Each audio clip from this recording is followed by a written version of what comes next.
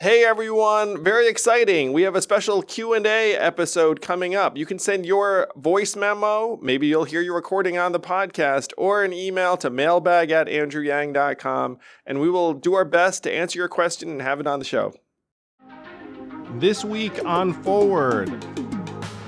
Almost 3/4 of Americans feel like our country is not working is because we're not building or creating or doing. We're being held back by an inability of our political system to allow progress to happen because we're beholden to very, very narrow political interests that don't represent the vast majority of us. And by the vast majority, I would say about 90% of voter needs and interests are really not being serviced well.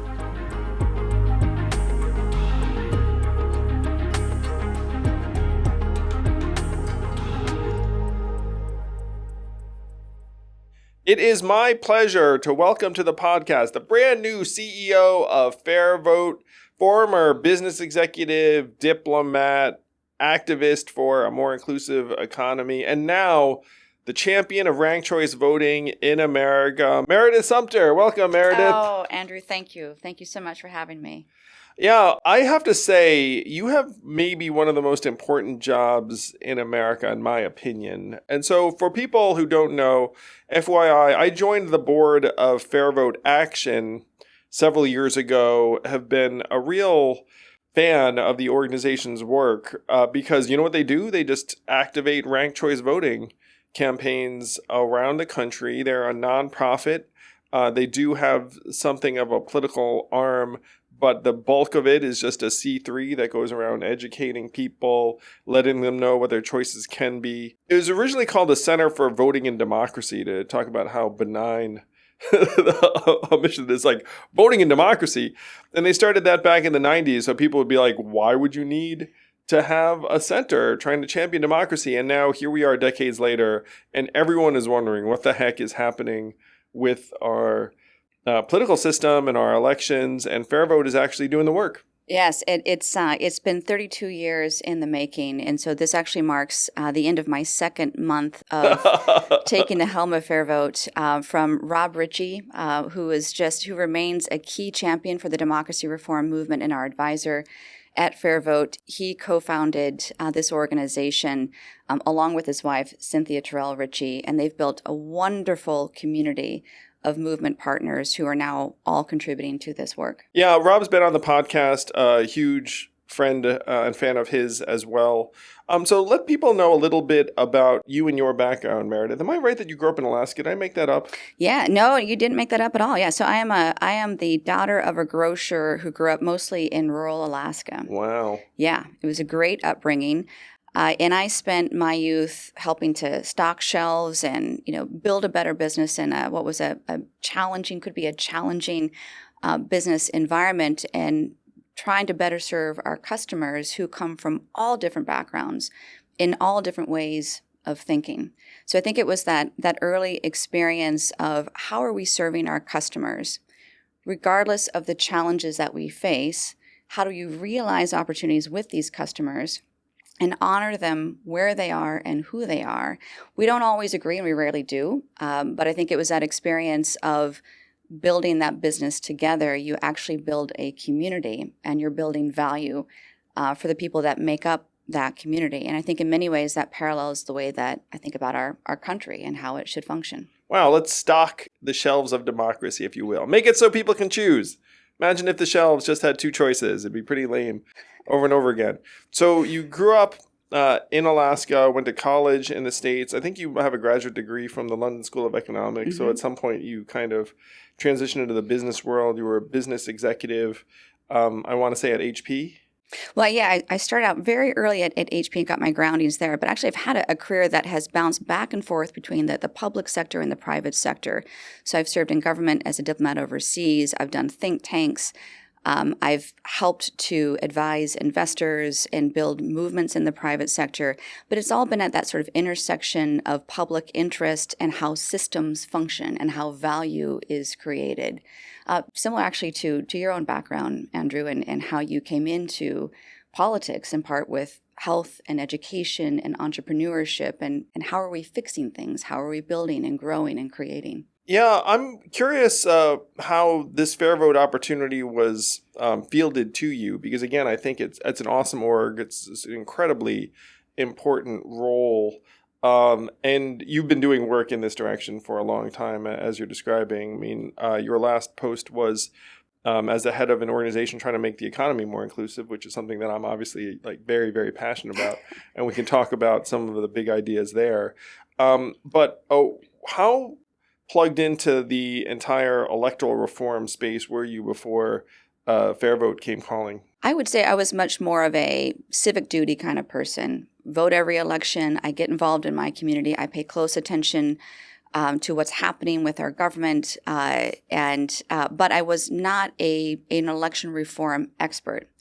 What I was a leader who was working with CEOs and executives and everyday people across the private and public sectors around how was capitalism providing value for everyday people as a means of companies and investors making a profit, right? So I launched the inclusive capitalism movement in 2020 at a time when there was a rise in, shall we say, sort of woke capitalism attacks, right? There was a pushback against companies and investors who were accounting for things like climate change and inequality in terms of how they were building their business. Yeah, stakeholder capitalism. I love the idea personally of trying to include negative externalities from the business, which can include emissions and climate.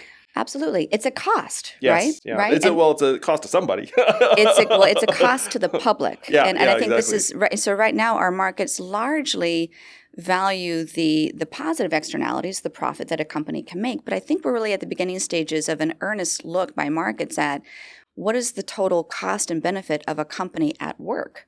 And it's those negative externalities that when companies are able to account for them in their profitable business models, they build a better, stronger business that's built for value over the long term. Yeah, if we could incorporate the negative externalities from various businesses and activities, we'd be in much better shape. Because let's say I'm a food business that is making people, frankly, sicker and unhealthier over time.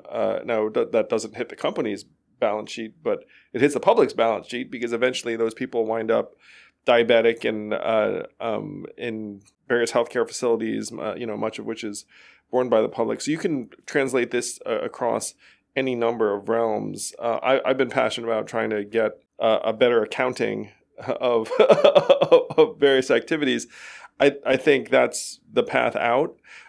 So completely endorse the vision that you were championing for those years, and thrilled that these two things have come together, because some of the folks that are part of the democracy reform movement came from, let's say, climate change activism. Mm-hmm. And they realized, you know what, we're putting billions of dollars into climate change activism, but if government isn't functioning in the right way, this money might not actually make a difference.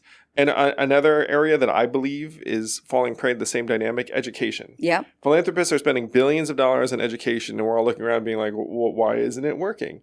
And then you have a government that may or may not respond to what policy is or is not working, because you have, you just have a lack of accountability. And so I feel like different people have been taking different approaches to solve the core problems. And then eventually, in my opinion, you wind up at structural democracy reform. You absolutely do. I mean, the question is, how is this system working to deliver value to everyday people? And when you have concentrations of power, and whether that's in the economic system, a concentration of wealth, and you have overt inequality, that's bad for how the overall system works. Same thing with government systems. When you have a concentration of political power in ways that serves the interest of the minority over the majority's interest, that is bad for how that government system is producing value for everyday people.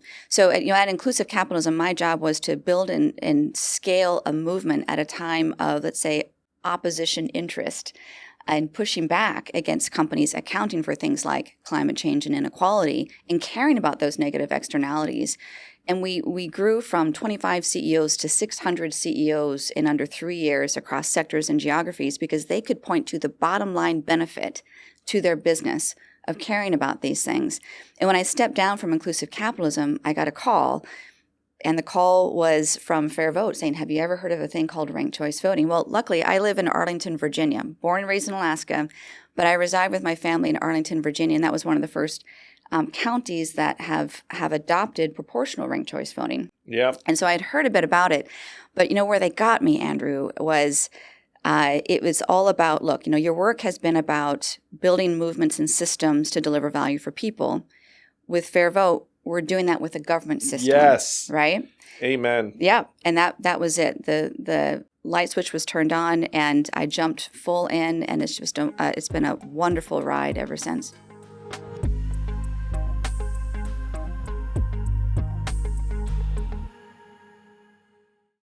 If you enjoyed this episode, please be sure to follow and subscribe.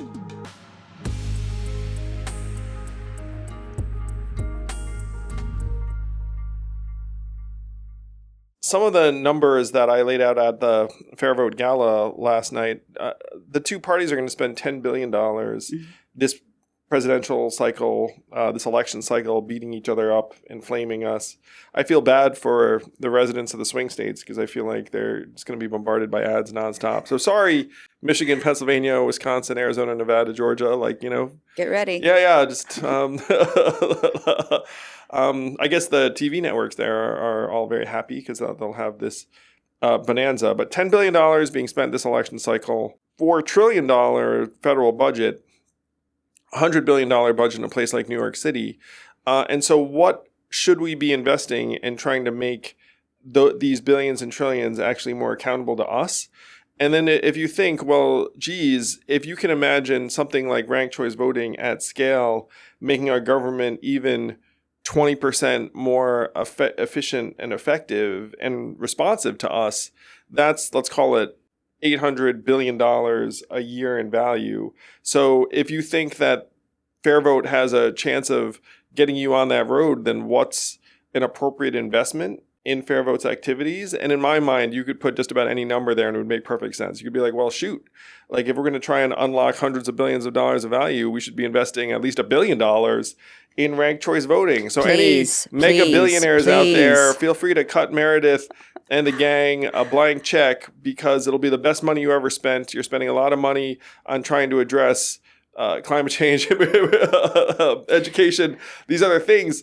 Election reform actually has a chance to make our government accountable and effective and representative and responsive. And then if our leaders don't deliver for us, guess what? They're out. Right now, you have a system where our leaders are not truly accountable for results. No, you're a math guy. I'm a markets person. I'm a private sector person. It's all about what is the return on investment here, right? And where is their market efficiencies and where is their waste?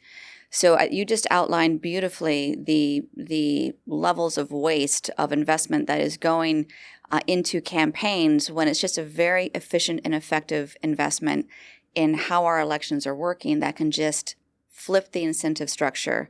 All of the issues that you had mentioned about that people care about, that we're waiting to make progress on. We're a country of builders and creators and doers. And I think the reason why almost 3/4 of Americans feel like our country is not working is because we're not building or creating or doing. We're being held back by an inability of our political system to allow progress to happen because we're beholden to very, very narrow political interests that don't represent the vast majority of us. And by the vast majority, I would say about 90% of voter needs and interests are really not being serviced well. So this is a business problem. It's a markets problem. And you're absolutely right. It's a society problem. It's a society problem. And my job is to help find a broader audience for this work. So the entire democracy reform movement, it's about 0.1% of American philanthropic dollars goes to investing in democracy reform. Think about that, 0.1%. So all of the philanthropic investment that's being made in all of these issue areas that you care about, I care about, Americans care about, until our political system is incentivized to actually function on behalf of the interests of the American people, you're not going to see the return that you want on that investment. Please come and talk to us at Fair Vote. We're also happy to introduce you to our movement partners. We have, as a movement, it's just $100 million a year that go and fund these campaigns for election reform.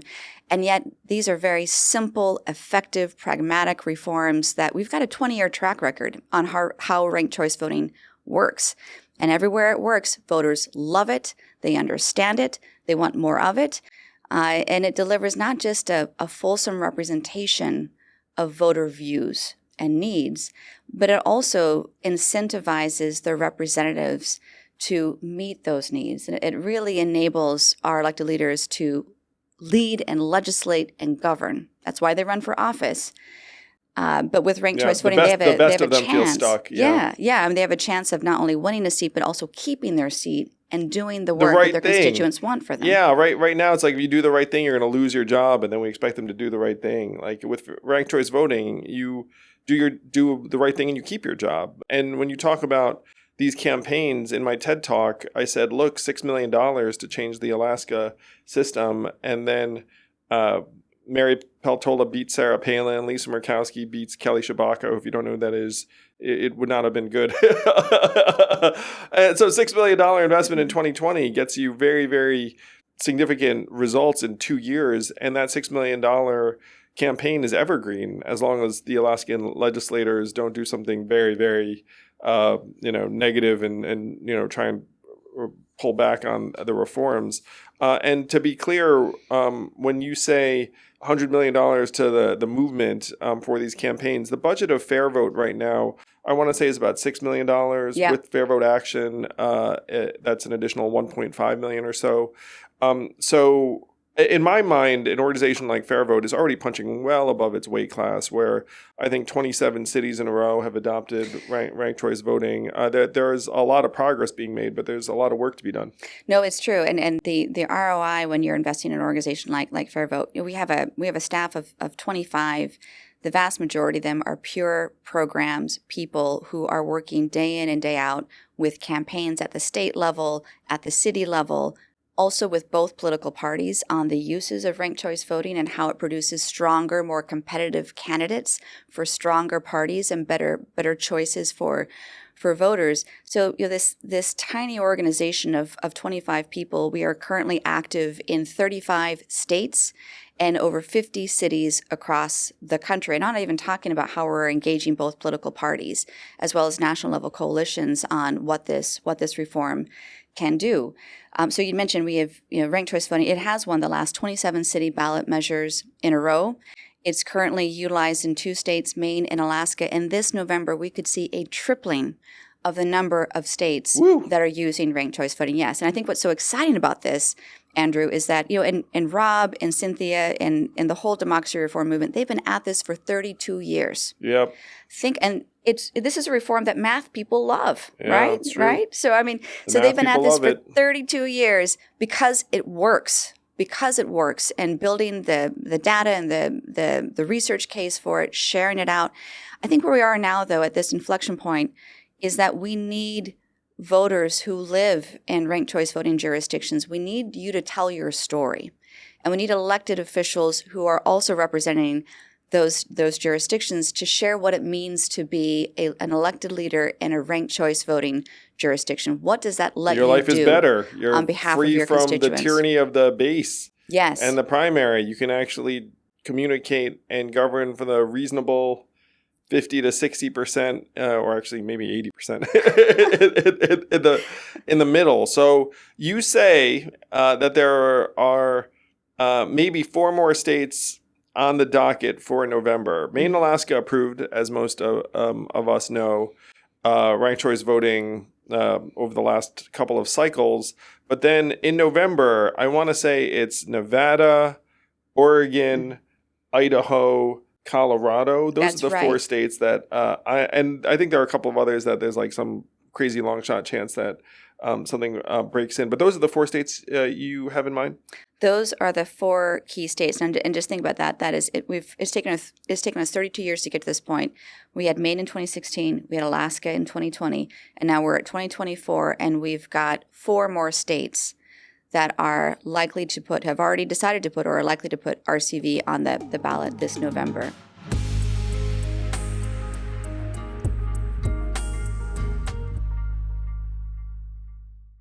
This podcast is sponsored by ExpressVPN.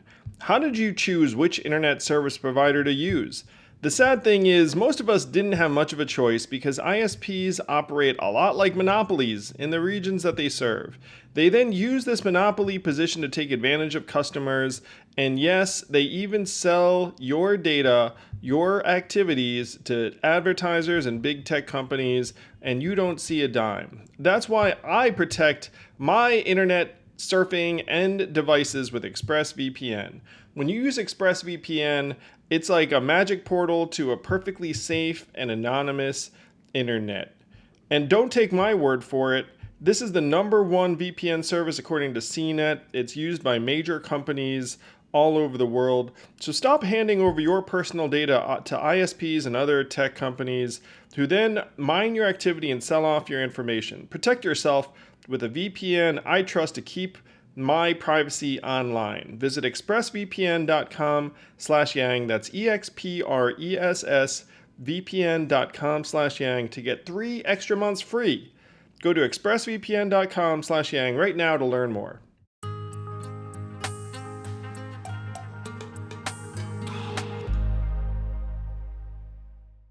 So let's go into this with a little bit more detail. So longtime fans of mine or the podcast know about Nevada, where Question 3 passed 53-47 in 22 to make these changes. And one of the most entertaining parts of that campaign to me was this Nevada rock band called The Killers tweeted like, vote yes on Question 3. And then I looked at a friend and said, did the Killers just save democracy?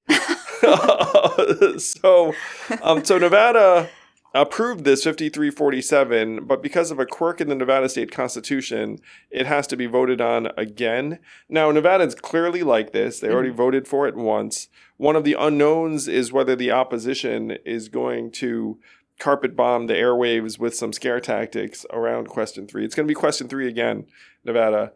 So we don't know. The investment in the 22 campaign in Nevada was around $22 million or so.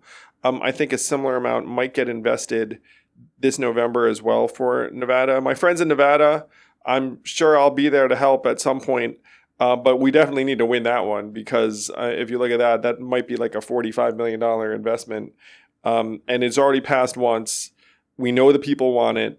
We just have to make sure that no dirty tricks come and, try and change the game down the stretch via scare tactics. So that's a bit about Nevada. Colorado has something very, very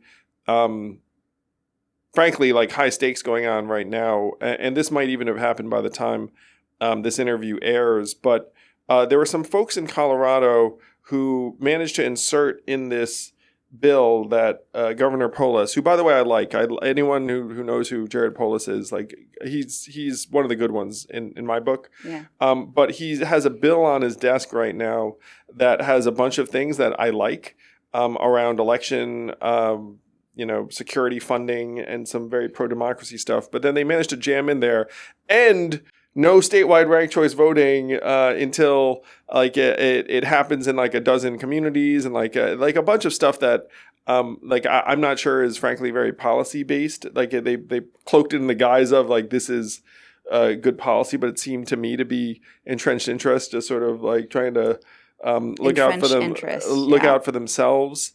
And so that's neck and neck right now. Like the governor has to decide whether to sign this bill. Yeah, and actually, just a few days ago, I signed my name to a letter to the governor asking him to not sign the bill for that very reason. Yeah, so I think in all of this and the communication support, the advocacy support, the research and data that these campaigns use to push back on these opposition tactics, that comes from Fair Vote. And we work with our movement partners to deliver that. Our job is to support the leaders in states and cities who themselves are standing up for their jurisdiction and say, there is a better way. I want more choice, better representation, more say in who represents me. I want a more responsive government. So our job is to support those state-based and local leaders, whether it's from the townhouses all the way up to the state houses, to be able to make that case and to make an argument in a timely and effective manner for why this is in the public's interest. And then the public has to decide whether it's ballots or some of these measures. Right now there are half of the 50 United States have pro-ranked choice voting legislation that has been introduced in their state houses. Great. Yeah, well. Great. People are catching on. Over 100 college campuses are using it to elect their student government. So I think a lot of college kids are graduating with completely accustomed to ranked choice voting. And then when they get to their ballot, they're like, why aren't we doing it that way? So that's Nevada, Colorado, Idaho, which I confess I don't know as much about. Oregon, we actually heard from Dan Rayfield, who's running for Attorney General right now. He was a state legislator. And it's on the ballot in part because of his efforts. So thank you, Dan. I think the 2022 Alaska election really reflects the diversity of political viewpoints that Americans have. Alaska is a conservative state. And in that 2022 election, they brought to power one of the most conservative governors in the country with Mike Dunleavy. They reelected a moderate Republican who was up against sort of a Tea Party-esque Republican. Lisa Murkowski kept her seat. A Trumper, really. Kelly Tshibaka was what the heck was Kelly Tshibaka's point of view? Is whatever Trump told her. There we are. It genuinely was. It's like, and Lisa Murkowski's principled, pro-choice, voted to impeach Trump. And you talk about traditional conservatism. We had some folks from Utah at the Fair Vote Awards last night, who I couldn't describe as a traditional conservative. And That's right. Traditional conservatives, you know what they like? They like efficient, effective, cheaper government, which, by the way, ranked choice voting enables. No more costly runoffs, no more that sort of thing.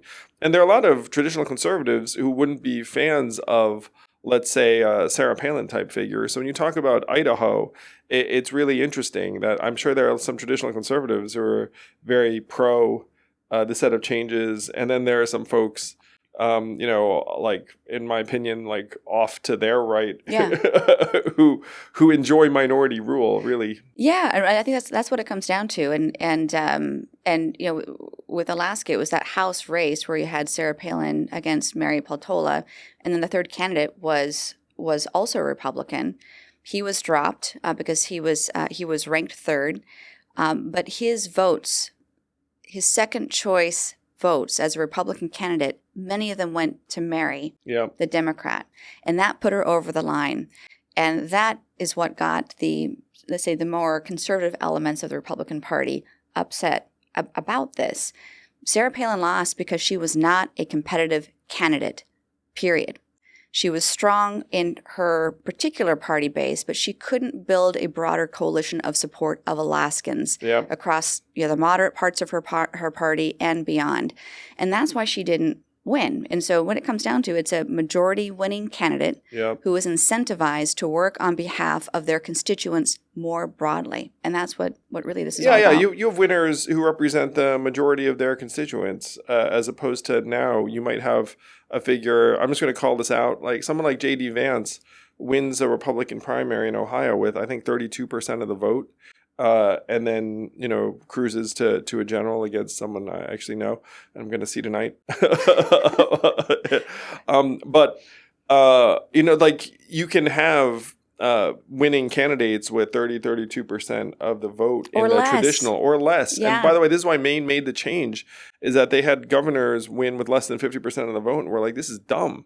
We should switch to a system that ensures that our winner actually has a majority of people, put them somewhere on the ballot, if not in the top spot.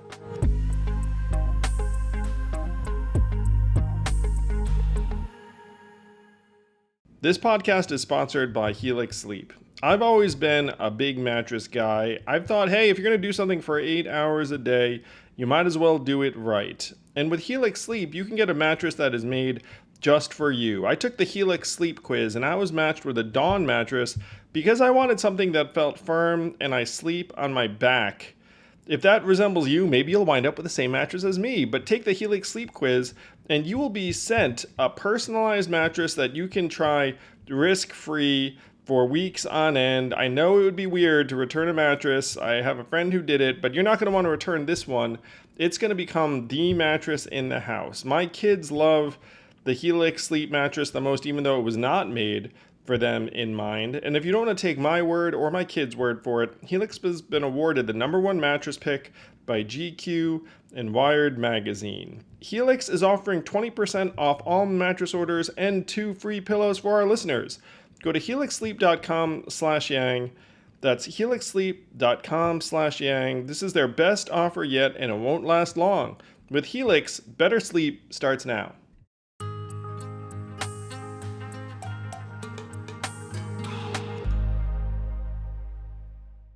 So Alaska is the most powerful emblem, and this is one of the things that gave me joy during the TED Talk is like people who want to see it rolled out in real life. It's like, hey, we have like a real Senate and congressional race to show you, and look, it played out in this way. Well, you do, but you also, I think there's one step further with that state, and that is what ranked choice voting enabled with the state legislature, right? Yeah. So totally. you have the House and Senate in Alaska.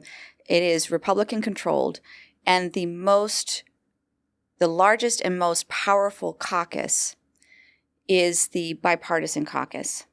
It's a mix of Republicans and Democrats, and they have come together and and we heard last night actually from one of the key leads of that state talking about this.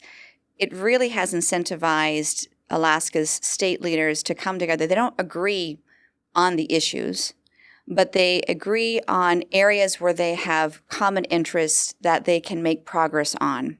And that has really driven a very drama-free, productive legislative session for Alaska. Imagine.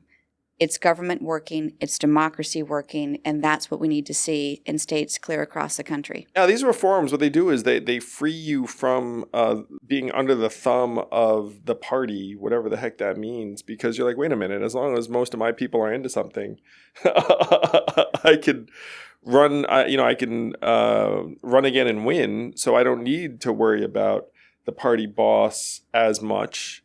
And I have a sense that that's probably what most Americans would like to see is like a legislator or executive that has the back of the people, really. And the problem is that right now the system is filtering most of that electoral power not to us, the people, but it's filtering it to whoever can tilt one party's nomination process or the other. Yeah, you've spoken about this beautifully, Andrew, in terms of, we want to elect problem solvers. We want to elect leaders.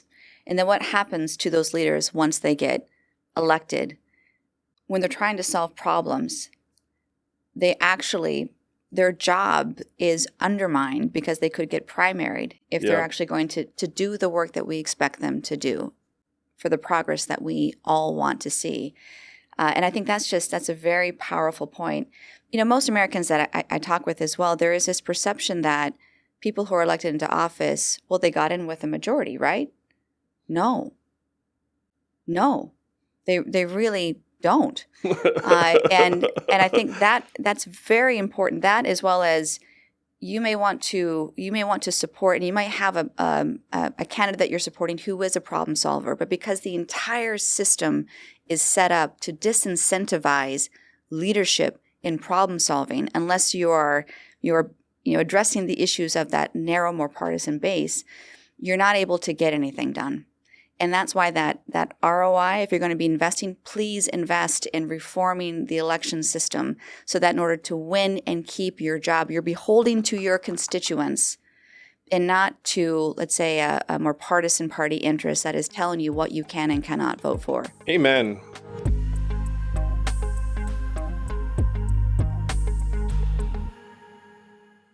Hey all, if you know me, you know I'm not that handy in the kitchen, and I have become a huge believer and booster of Factor. Factor's delicious, ready-to-eat meals make eating a joy. It's so fast, you just pop that thing 2 minutes later, and you are eating a restaurant-quality, healthy meal, making you feel excellent about yourself. My favorite is the turkey chili with zucchini, and there is so much more to choose from. You never get tired of it. It fits any budget. It's fast, healthy. It is going to be the new Factor in your life. Yes, I'm a fan. Head to factormeals.com/yang50 and use code yang50 to get 50% off your first box and 2 free wellness shots per box while subscription is active.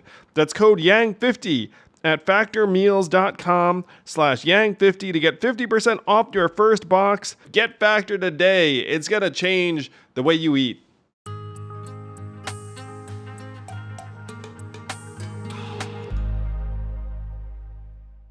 You know, I told a story the other day to someone. I was with a U.S. senator a few years ago, speaking to a young audience, and a young person raised their hand and said, "Hey, what can I do to make a difference?" And then the senator said something that made me wince internally at the time. He said, "Vote." And I heard that, and for some reason, it just seemed so hollow. And I like people voting. I think young people voting is great. I think, you should do that.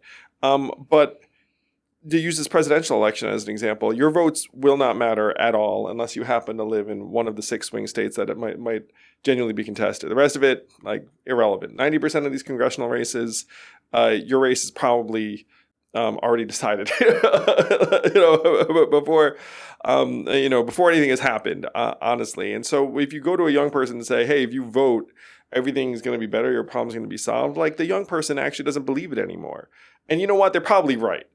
If they went and showed up diligently and voted for the person they thought was best every time, problems are probably not going to get solved. Unfortunately, right now we're at a point where, to me, the genuine answer to this is look, we need to fix the electoral system so our leaders are actually more accountable and responsive to us, and you can have different candidates and parties enter the mix, rise and fall, have different ideas, have a more dynamic and open system. And then if you show up and vote, then you can expect results. But right now, if you leave this system as is, if someone pats you on the head and says, "Hey, if you vote, your problems are going to be solved," I think most people now realize that's not actually true. And the truest thing we can tell people is really to wake them up to the message of Fair Vote and the rest of the folks in the reform movement. It's look, if we want results, we have to have the right underlying incentives.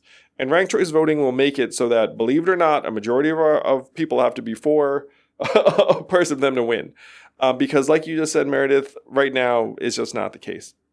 No, it's not the case. But I think that's so for as long as you and I have been sort of working professionals, right? We have witnessed this increasing polarization and the increasing dysfunction that has got us to where we are. So these are not new problems.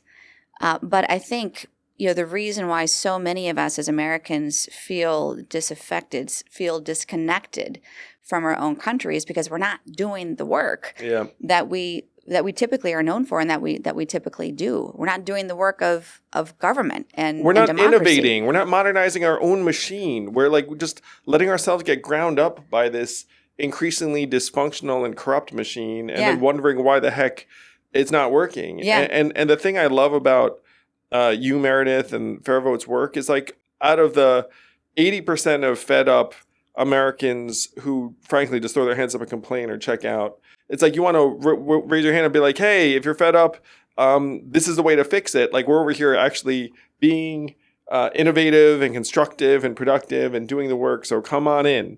And that's what I would invite people to join you in, join the movement in, join Forward in, join Fair Vote in, and the rest of us, because this is really the way out.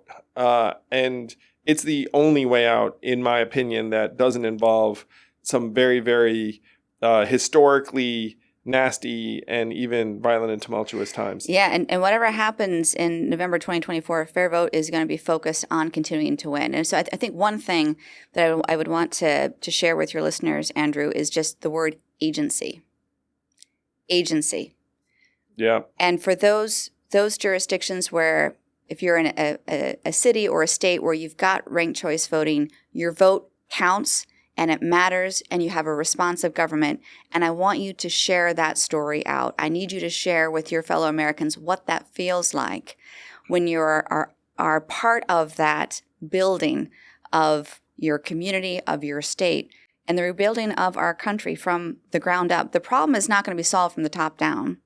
As Not always, at this point, that's for sure. No, for sure. And our country's history, we have had a long history of election reform and democracy reform. So just look at the amendments to the Constitution on this as well. This is part of our American tradition. Yep. If the system is not working, We're if overdue. the government is not working, then it's our job to fix it. And so this is where that agency comes in. And we want you to be coming in with us and with the Forward Party. Please reach me on our website, LinkedIn, anywhere you can find me. I want to hear from you. And we're welcoming all supporters who are focused on getting at the systems tweak. Yep. That is simple, it's pragmatic, it is easily adopted across any jurisdiction here in our country. And it's just exciting to see this reform take off at this acute time for our democratic republic. And FairVote is a C3 for those of you who like that tax deduction. Fairvote.org. Please do catch up with Meredith and the movement, and let's support her in her now 2-month in role as the new CEO of one of my favorite orgs and one of the most important democracy reform catalysts in our country. Congratulations, Meredith, on this awesome new role. And let's welcome her in. Send a donation to FairVote and say, hey, this is for Meredith and America, and really pumped to work with you in the years ahead. Oh my gosh, having you as a board member, Andrew, is just such a joy. So thank you so much for the opportunity to share our work. Oh, of course. Absolutely least I could do.